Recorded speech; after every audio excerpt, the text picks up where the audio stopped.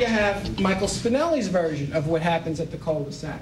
What he says is that the truck pulls into the cul-de-sac, stops in front of the house, however, is not turned around. It's pointing towards the dead end.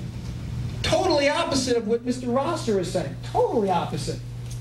And what he says is that when they came out of the house, Mr.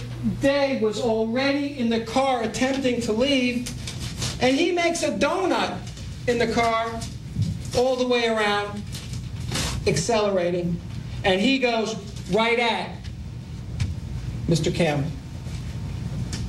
That's Spinelli's version of what happened. The problem with Mr. Spinelli's version of what happened is it flies in the face of the evidence, and I mean the physical evidence. Because what Mr. Spinelli says is that Mr. Campbell's hands were on the hood. Well, they tried to lift latent fingerprints. They did not find one latent print corroborating that. Mr. Rosser didn't even say it happened that way. He said the car was veering to the left. You're also going to be hearing that it was wet. And I get back to the fishtailing. You're going to hear, I'm no expert. I go on what the evidence shows and what I see, but you're going to hear about fishtailing and acceleration, that the truck is moving.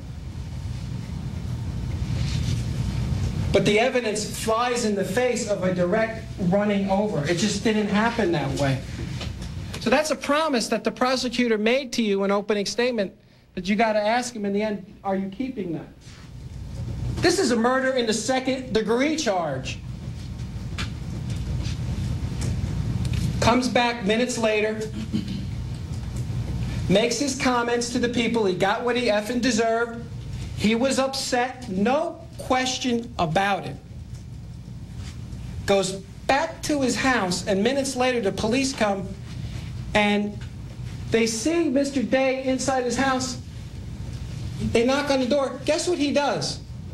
The man who's supposed to be in a rage, the man who is wielding the train of death, the man who went there to kill with his eggs, invites him in. Tells them, come on in.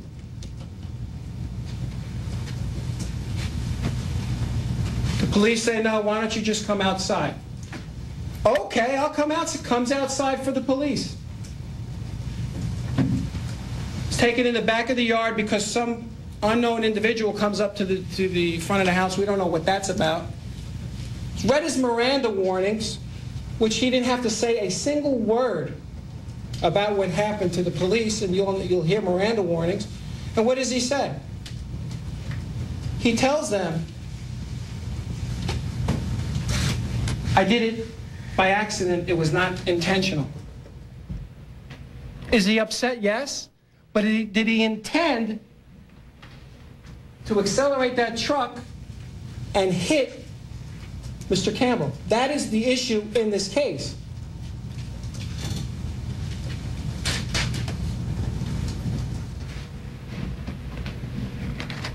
Detective Babcock, the quote-unquote expert for BSO, who doesn't even know whether it was raining or not that night, will tell you that before he came up with any opinions, some said they are, he spoke. He spoke with Mr. Day. And Mr. Day told him the same exact thing. It was an accident.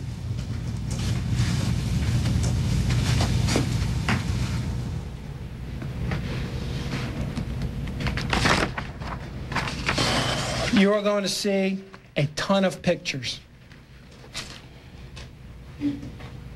Wait. Wait. Wait till all the evidence is in on this case. Wait till you hear everything. Just wait. That's all I ask. Just wait. Tons of pictures. I say wait because those pictures are going to be used when the experts give their opinion as to what happened. That's the evidence that they have to use, and you will see that there's no way that the state could prove this intentional acceleration at Robert Campbell, causing him to be run over. Now, Dr. Rush O'Neill will tell you that the injuries, such that they are, and they're severe, and they're gruesome, and they're upsetting, she will tell you that without the information given to her from the detectives, there would be no way from her physical findings that she can determine that it was an intentional act. Can't tell you that without what she's being told by the detectives. And obviously I say that because the detectives are told what happened from Mr. Rosser and Mr. Spinelli. So it goes hand in hand. She is saying is if I didn't have any of that evidence from Rosser or Spinelli, as the detectives told it to me, and the detectives told her that it was an intentional act, I would not be able to tell you from my findings on the body that it was intentional. John Catrone is a veteran of the Public Defender's Office. He was a public defender for 10 years. He's out now in private practice, but they have a procedure there where he can be appointed as a special public defender, kind of like a special prosecutor, and that's his role in this case right now.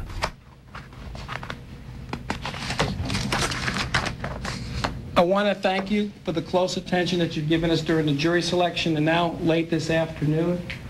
I just ask you one thing. Keep an open mind and just wait and listen to everything. Do not get caught up in the truisms and these fancy little lingo things that are sometimes alluring to us. Just listen to all the evidence as it comes from the stand.